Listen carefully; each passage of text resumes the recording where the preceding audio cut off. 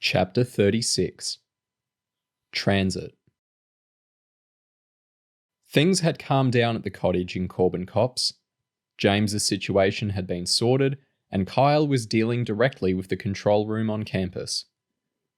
Lauren had settled on the living room couch next to Ryan and marvelled at the way 24-hour news channels managed to keep waffling on about a story without ever actually saying anything new. She was in half a mind to go out the back and throw a couple of balls around for Meatball, when Zara came charging in. "Kyle's safe," Zara grinned. "Cobb is with him, but he's hemorrhaging blood. As soon as the police know Cobb has been released, they'll send all their units into the area around Hummingbird Farm to sweep up the terrorists. James and Kyle are both going to be identified, and the police will trace them back to this cottage. We'd better disappear before that happens." "Now?" Lauren asked. "Absolutely," Zara nodded. "We'll pack our own stuff, then we'll go into the boys' room and do theirs." "What about me?" Ryan asked. "I want you out too," Zara said. "I'll book you into a hotel until we sort you out a flat. Unless you've got a friend you want to stay with." "What about my parole?" Ryan asked anxiously. "This is my registered address. I'm not supposed to stay anywhere else." "Don't make any contact with your parole officer. Call me at campus tomorrow and tell me where you are. I'll square your parole situation and transfer a few thousand into your bank account to keep you ticking over for a couple of months." Lauren looked warily at Zara. "What about Meatball? I'm not allowed pets on campus." "I guess we'll have to take him with us. You'll have to give him to one of the red shirts. Unless Ryan wants him." Lauren's heart fluttered as she imagined Meatball disappearing with Ryan and never being able to see him again. "I can't see that working," Ryan said, to Lauren's massive relief. "I expect I'll be moving around on Zebra Alliance campaigns, and I can't keep arranging a dog sitter." Zara looked down at Lauren with a smile. "Why are you still standing there? Come on, get packing." "Right," Kyle yelled into the phone as the blue van steamed through a red light at the end of a street of terraced houses. "This one is definitely King Edward Place. Now what am I looking for?"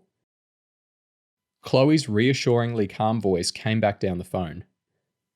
"It should be the second turning on your right." Kyle got a horn blast as he slowed sharply to make the turn, then had to slam the brakes on as he spotted the no entry sign. "It's a one-way!" Kyle yelled as he heard Cobb moaning with pain in the back. "Hang in there, Nick. Not far to go." "According to the map on my screen, any of the next 3 turnings will get you there," Chloe said. "Take another right when you reach the bottom, and you should be able to see the hospital." Kyle heard a police siren coming up behind him as he pulled away. Plainclothes police had been scouting the area around Hummingbird Farm. It looked like they'd seen him leave and sent their colleagues after him.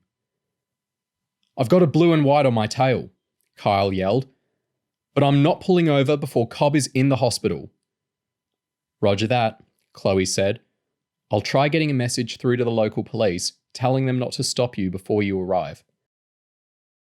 The next street was one way as well, but there was no traffic, and it looked wide enough to pass even if there was. Kyle made the turn and hit 55 miles per hour, but the police cruiser still closed in his mirrors. As he neared the bottom of the road, a set of lights changed and he found a line of cars turning towards him. The lead car pulled up as Kyle blasted the horn. He swerved onto the pavement, but still tore the front bumper off a little Toyota as he turned into a busy main road, with the police siren blaring directly behind him. He slowed up to pull onto the slip road of something that looked uncannily like a hospital, but it turned out to be an adjoining retirement home. By the time he'd realised, the police car had swung into the opposite lane and attempted to cut him off by turning into his path. But Kyle knew that trick from his advanced driving course, and managed to get on the accelerator and use the weight of the van to barge the nose of the police car out of his way. Kyle spotted a couple of ambulances parked up under a canopy at the entrance to an accident and emergency unit. He warned a couple of pedestrians with the horn as he pulled onto the lot. The police car was directly behind, and Kyle screamed to the hospital staff for help as he jumped out. An ambulance crew and a couple of hospital orderlies ran towards the van. "Patients in the back!" Kyle shouted. By the time the medical staff had the doors open, the two policemen were out of their car and steaming angrily towards Kyle. They weren't armed, but he had nowhere to run and he was completely exhausted, so he raised his arms to surrender. "Up against the van," the cop said, drawing his baton. A couple of meters away, an ambulance woman stepped inside the van as a trolley was wheeled up to the back doors. "It's Nick Cobb!" the woman shouted. "Turn to face the van," the cop said nervously. "What's that you've got sticking out of your pockets?" "A Smith & Wesson revolver and an automatic pistol." The policeman looked shocked as he stepped forward and pulled the guns out of Kyle's pockets. "Is that all you've got?" "There's an assault rifle on the passenger seat." As the other cop walked around to check the front of the van, a message burst out of his radio. "Unit 62 and 188. One of you stay and look after the van. The other officer to escort the van driver to Newcastle Airport." It took half an hour to load up the people carrier. Lauren felt sad as she did a final check under the beds and in all the wardrobes and drawers. As she came out of the loo, she bumped into Ryan at the top of the stairs. "Hey," she said, looking up and feeling her eyes start to moisten. "What's the sour face for?" Ryan grinned. "I wouldn't be upset if I was you. Wherever this Cherub campus is, it sounds pretty fantastic from what I've heard." "It's cool," Lauren nodded. "I'm looking forward to seeing my mates and that. Just, do you remember the first time I saw you? You said how you were never going to have a family and how you'd probably end up dying in prison? Well," Lauren paused to rub her nose on a tissue.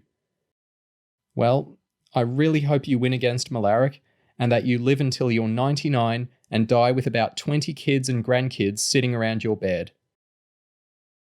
Ryan was touched. "I didn't know you cared."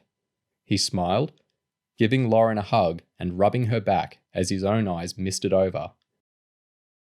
"If I've made a few kids like you think about what they put in their mouths and get them to stop eating meat and wearing bits of dead animals on their feet, maybe it will have been worth it," Lauren quoted. "Blimey," Ryan sniffed. "Well remembered." Lauren grinned. "I'm not eating meat ever again. Well, I might have to if I'm working undercover, but apart from that, I'm staying vegetarian." Ryan leaned forwards and gave Lauren a bristly kiss on the cheek.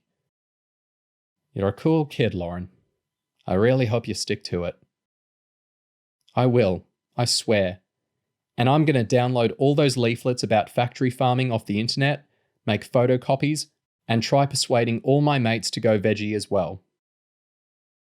Zara was at the bottom of the stairs, holding Meatball in a makeshift dog carrier that consisted of the washing basket with a couple of towels folded up in the bottom. "If you're ready, we'd better run.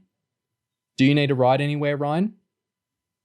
"I'll be all right," Ryan said, as Lauren ran down the stairs, dabbing her face with the tissue. "I'll stay with Lou for a few days until I sort myself out. He's coming over to pick me up when he finishes work." Lauren stroked Meatball for comfort as the car pulled off the driveway and the little cottage receded into the distance. She saw a few familiar faces holding placards as they drove past the gates of the Malaric Research Compound for the final time, and felt sadder still when she realised that she hadn't said goodbye to Stuart.